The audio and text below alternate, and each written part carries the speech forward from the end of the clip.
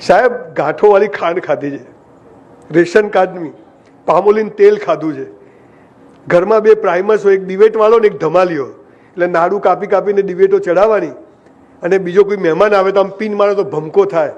3 સાંધાવાળી સાડી પહેરે મારી બા, પણ મોઢા પર જાણે કરોડપતિની વાઈફ, કસ્તુરબી લાલભી ફેમિલી એવું.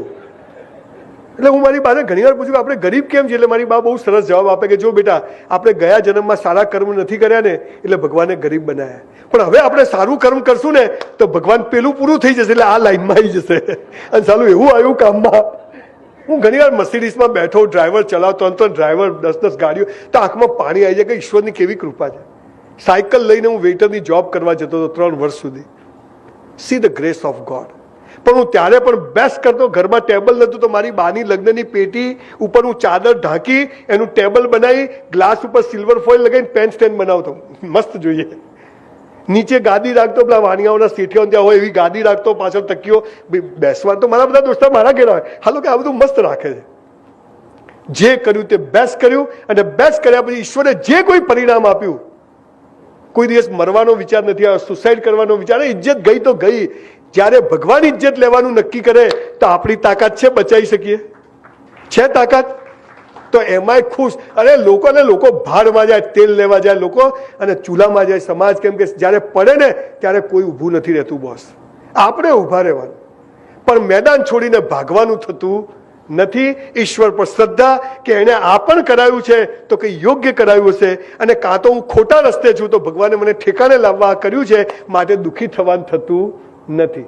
ત્રીજી વાત જે કહેવા માટે હું આજે અહીંયા આવ્યો છું, જેના માટે મેં આટલા સેમિનાર કર્યા.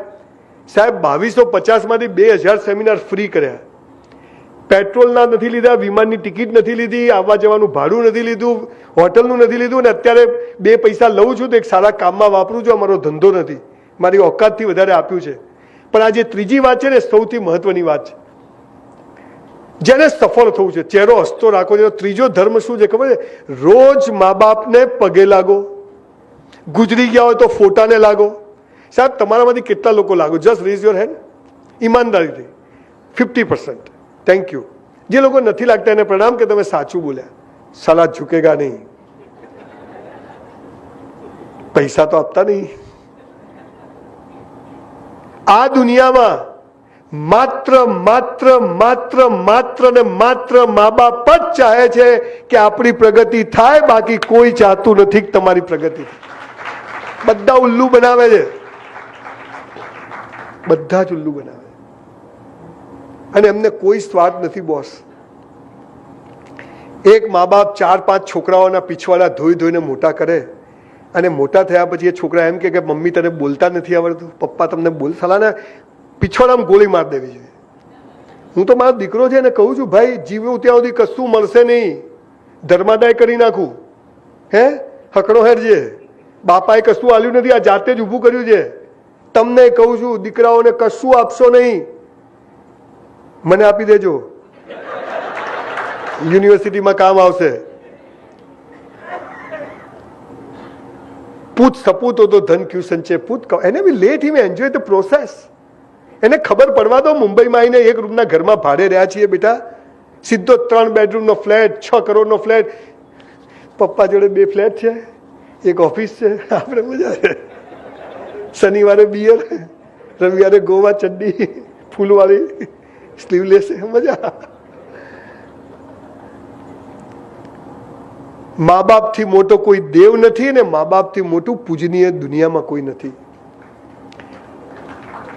સાહેબ મંદિર નથી જતો, 25 વર્ષ થયા, સમજણો થયો ત્યારથી. પણ સવારે 5:30 વાગે કસરત કરવા જવું ને એટલે પેલા મારી બાના રૂમમાં જવું, ડોસીને પગે લાગવું, 2 પગે બિલકુલ સાક્ષાત ભગવાન માતાજીને, અને પછી દિવસ, અને અત્યારે રાત્રે 12 વાગે જવું, 2 વાગે પહેલા ડોસીને રૂમમાં જવું, એને પગે લાગવું, ભગવાન મારે તારું કોઈ કામ નથી દોસ્ત. જે મા બાપને ઝૂકે છે ને, દુનિયામાં કોઈના બાપની તાકાત નથી કે એને કોઈ ઝુકાઈ શકે બોસ. આ તમને ખબર નથી. અને એમાંય જો આપણા કારણે આપણા મા બાપની આંખમાં આંસુ આવી ગયા ને બોસ, લખી રાખજો આ બ્રાહ્મણના શબ્દો, નર્કમાં જગ્યા નહીં મળે. મા બાપ આપણે લઈ જાઓ યાર, ચોકલેટ કિટકેટ 20 રૂપિયા લઈ જાઓ ને ડોસી માટે, ખુદ ભાઈ ચમ લાવ્યો, ભાઈ મજા, આજે ધંધો થઈ ગયો, કોઈ થયું ના હોય. હું હમણાં એની માટે 6,000ના ચપ્પલ લઈ ગયો અમેરિકાથી. યાર મેં તું ડોસી માટે લઈ ગયું તો જોઈને મને કે બહુ મોંઘા છે. મેં તું 700 ના આયા, 6,000 તો કહેવાય નહીં. તો પણ કે ના મોંઘા લાગે. મેં તું ડિસ્કાઉન્ટ હતું પછી 470માં મળ્યા. તો કે હા તો બરાબર છે. ખાલી મા બાપ ચાહે છે કે મારો છોકરો છેતરાય નહીં, બાકી બધા જ છેતરમાં બેઠા છે, કરી નાખવા બેઠા છે. તમે 12 વાગે જશો તે પેલા પૂછે ભાઈ ખાધું? એટલે ડોસી 12 વાગે ખાધું જોઈએ. સાહેબ કદી દુઃખી કરશો નહીં, ગમે તે થાય. અને તમારા મેઇન હોલમાં મા બાપનો ફોટો હોવો જોઈએ, તમારી ઓફિસમાં મા બાપનો ફોટો હોવો જોઈએ. અને મંદિર ભગવાનની હોય ચાલશે બોસ. ભગવાનના જે ફોટા તમે રાખો છો ને દુનિયાને બતાવવા રાખો છો, પણ મા બાપનો રાખજો. હું મારી પાછળ મારી બાનું નામ લખાવું છું, સંજય મેનાબેન રાવલ. મારું ઓડિટોરિયમ છે તો મેનાબેન ઓડિટોરિયમ. એક અભણ સ્ત્રી સંજય રાવલ પેદા કરી શકે. સાહેબ વિચાર તો કરો તમે, જે સ્કૂલ નથી ગઈ એ સંજય રાવલને પેદા કરી શકે. આપ મોબાઈલ બી રાખું છું, મારી બા જીવે છે, જેતા ડોસી ગીદાર ફોન રાખવો જ નહીં, કોઈનું કામ જ નહીં. આપણે આ બેન સેમિનાર કરવો છે હોશે ગમે ત્યાંથી છે લેન્ડલાઈન ઓફિસના નંબરો. ક્યાં છો ક્યાં છો? ઠોકાઈ જશે ભાઈ. હું છે આખો તમારો વાંક નથી, પણ સાલા સ્કૂલોમાં બધું ઊંધું ભણાયું છે. ભારત મારો દેશ છે, બધા ભારતીયો મારા ભાઈ બહેન. લગ્ન કરવા પાકિસ્તાન જવાનું? હું જો ગુજરાતનો સીએમ થયો ને, થવાનો જ છું નક્કી છે. હાલા ધ્યેય ઊંચો રાખવો. તો પેલું પ્રતિજ્ઞાપત્ર કાઢીને પેલું લાવવું છે, ભૂલો ભલે બીજું બધું, મા બાપને ભૂલશો નહીં, અગણિત છે ઉપકાર એના, એને વિસરશો નહીં. સાહેબ કારણ વગર ડોસી ડોસા માટે કંઈક લઈ જાઓ બોસ, ચપ્પલ ધોતિયું શર્ટ બટ 10 એમને 5,000 બહુ થઈ ગયા વર્ષે. પણ યાદ કરી, મારા ફાધર બીડી પીતા, હું બીડી લઈ જતો હોટલમાંથી પગાતા ને પછી ધીરે ધીરે છોડાવી દીધી મેં એમને સમજાય અને તેમ છોડી દીધી. એક જ દિવસે 20 વર્ષથી પીતા હતા. મને કે ભાઈ વાત સાચી. મેં તો કાકા જતા રહેશો બાપુજી? મેં કીધું હા. મેં તો તમે પીઓ અમને બી ઈચ્છા થાય. મેં કીધું અમે છે શું, તો છોડી દીધી કાકાએ. મા બાપને દુઃખી કરવાની બોસ. મેં 15 બિઝનેસ કર્યા ને, સેલિબ્રિટીઓ ઉભી હોય, રિબિન કોણ કાપે? મારી બા. હાલા પૈસા હું ખર્ચું ગોમ રિબિન કાપે? સેલિબ્રિટી રૂપિયા તો મેં ખર્ચ્યા છે અને આપણે બધા ગૌરવ લઈએ. અમારે ત્યાં પેલો એક્ટર આવ્યો હતો, એટલે પણ એના બાપાનું છે.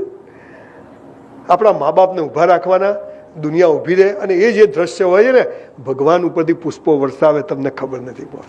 ભગવાન પુષ્પો. આપણે માલ વેચવો છે, માલ બદલાય ના એની ચિંતા. આ બધું કરવાનું કરતા આ કરો એટલે પેલું ઓટોમેટિક થશે. પપ્પા મમ્મી જીવતા હોય તો લઈ જાઓ એમને. આ અમેરિકા લોકો મા બાપને કેમ લઈ જાય? છોકરા રાખવા. સાલા પહેલા તમારા પીછવાડા ધોવે, હવે તમારી ઓલાદના પીછવાડા ધોવે. નરકમાં જશો. આવું કરવું નહીં. આપણે તો પાલનપુરમાં 3 વર્ષ સંડાસ બાથરૂમ સાફ કરે, કીધું અમેરિકાજી શું કરવા? અત્યારજી એ જ કરે છે. પછી અહીંયા બોટલ લઈને ફરે, વેરી ડર્ટી. સાલા અહીંથી જ ગયો છે તું ભાઈ. હું તો અમેરિકા જઉં 20 દિવસમાં તો ડિપ્રેશનમાં આવી જાઉં. ક્યાંય પાનની પિચકારી નહીં, ક્યાંય ગંદકી નહીં, ભિખારી નહીં, લારીઓ નહીં. આ શું ના ચાલે? ચલ પાછા. જેવી છે મારી માં છે ભાઈ, જેવી છે. એટલે માતૃભાષા, અંગ્રેજીનો બહુ વહેમ રાખવો નહીં. અંગ્રેજી ભાષા જે હોશિયારી નથી. ગમે તેવું કૂતરું પાછળ પડે તો હેડ હેડ આવે કે ગો ગો આવે? ગો ગો આવે.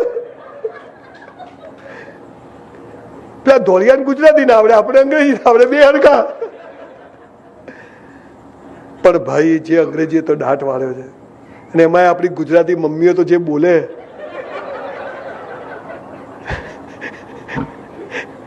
બેટા લેગ્સ ફોલ્ડ કરી દે, પલોઠી મારી ને તો આવું કેવો. અને મારી મા એને કે પલોઠી વાળા. માતૃભાષા, મા અને માતૃભૂમિ, આ 3 માટે જે જીવે ને એને જીવનમાં કદી વાંધો ના આવે. હે ને? આપણી ભાષા, તમે કચ્છી હો તો કચ્છી આવડવી જ જોઈએ. તમે જે કમ્યુનિટી, તમારી દેશી ભાષા, જે તમારી મા બોલતી હતી એ તમારી ભાષા. બીજી 10 ભાષા શીખો, એમાં કંઈ વાંધો નથી. એટલે મા બાપને દુઃખી કરવાની અને મા બાપને પગે ના લાગો તો તમારી ઈચ્છા, પણ એવું કોઈ કામ નહીં કરવું કે આપણા મા બાપને કોઈને પગે પડવા જવું પડે. એવું કામ કરવું નહીં કોઈ, ગમે તે. આજે આપણે ફાર્મામાં એક આવો ઠરાવ કરીએ. આજે કરીએ સાહેબ એક ઠરાવ કે આજથી આપણે બધા જ આપણા મા બાપને પગે લાગીશું. અથવા ગુજરી ગયા હોય તો ફોટા તમારા છોકરાઓને કહેતા નહીં, તમે ખાલી લાગજો. એ તમને લાગશે. કહેવાની જરૂર નથી, આ પ્રોસેસ છે. Action speaks louder than word. અચ્છા, સાસુ સસરા નહીં લાગવાનું, તું મારા પપ્પાને લાગ, મારા પપ્પાને કોણ લાગશે? ના, એ નહીં થાય સંજયભાઈ. એક ભાઈ તો ઉભા થઈ ગયા, वो नहीं होगा. अरे पर मैं तो पर तुमने बोला ना कि सबको करना है. गुस्से થઈ ગયો માણસ. મેં તો તમને એક સારી વાઇફ તો હા કે वो बात तो મેં એટલે લાગજે, લાગ ને ભાઈ. જુઓ, હપસીઓ હોય ને એ કાળા ભગવાન બનાવે, આપણે ધોળા બનાવે. પેલા ત્યાં લંડનમાં ત્યાં લાંબા બનાવે, ત્યાં દાઢીવાળા બનાવે. જેવો માણસ એવો એને ભગવાન બનાવ્યો. એને કલ્પના કરી, એ કહેતો ક્યાં ફોટો હતો, કોઈ ચિત્ર, કલ્પનાઓમાં માણસે. આપણે કોઈનો વિરોધ નથી, પણ બધું જુદી વાત છે. પણ મા બાપથી મોટો કોઈ દેવ નથી, મા બાપથી મોટું કોઈ પૂજનીય નથી. તમે અમેરિકા જાઓ ને કોઈ ધોલિયાને પૂછો ને તેના ફેમિલી 3-4 છોકરા હોય તો આપણે કહીએ કે આ કોણ છે? This is my second wife, third husband daughter. બધું બોલ લખવા દે. અને આપણે તો 5 આપણા. હે ને? આ સારી તાકાત હતી. એટલે મા બાપથી મોટો દેવ. જો તમારે સક્સેસ થવું છે ધંધામાં, ચડાવ ઉતાર આવશે પણ તમે થાકશો નહીં. થોડી વાર ડોસા જોડે બેસશો ને મજા આવી જશે. એમને સામે નહીં બોલે. જે ગાડા છે, મારી બા એટલા સવાલ પૂછે, ગાળો થઈ જાય માણસ. ક્યાં જાય છે? તૈયારથી નીકળ્યું એટલે એની મસ્ત ચેર છે હોલમાં જ. ક્યાં જાય છે? મેં કીધું સેમિનાર છે. કોનો સેમિનાર છે? મેં કીધું પટેલ સમાજ. કયા ગામમાં છે? મેં કીધું અહીં છે, આટલા વાગે છે અને આટલા વાગે પૂરો થશે એટલે હું આટલા વાગે ઘેર આવીશ. તો પહેલાંથી નથી કહેવાતું? અમે એટેક આવી જાય. એટલે નાનપણમાં એવા ચૂંટલા ભરેલા યાદ આવી જાય. પણ એ ગરીબીમાં ભલે 3 કાજુ આપે, પણ સૌથી પહેલા કાજુ સંજય રાવલના ખિસ્સામાં હોય. આટલું ટોપરાનો ટુકડો હોય, નારિયેળની કાચલી લાવે, 4 ટુકડા કરીને રોજ થોડું થોડું આપે, પણ કહે બેટા ભગવાન સારા દિવસ લાવશે.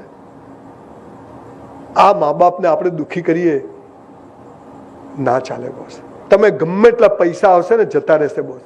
આ મુકાબેન બધા કેવા કોકિલાબેનને લઈ લઈને ફરે છે, સમજી ગયા છે કે આ જ છે.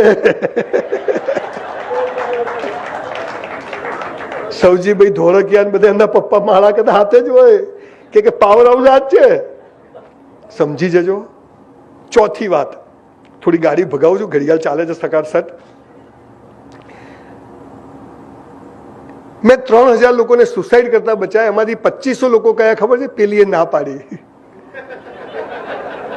એમાં લગ્ન કરેલા પણ આવી ગયા. ક્રોસ કનેક્શન હોય, લગ્નેતર સંબંધો હોય, ખબર પડી જાય, પછી આગળ સાંકડી શેરી થાય, ફસાય. સૌથી વધારે અત્યારે લગ્નેતર સંબંધો અને યુવાનોમાં લવ મેરેજના પ્રશ્નો ઊભા થયા છે. હવે ચોથી વાત શું છે જીવન જીવવાની સૌથી મહત્વની વાત, જે તમામ ધર્મ પુસ્તકોમાં લખી છે કે હે મનુષ્ય, તારા જન્મ સમયે તારો જીવન સાથી મેં નક્કી કરીને રાખ્યો છે. કૌંસમાં ફાફા મારવા નહીં. યુ નો ફાફા મારવા? ક્યાં છો?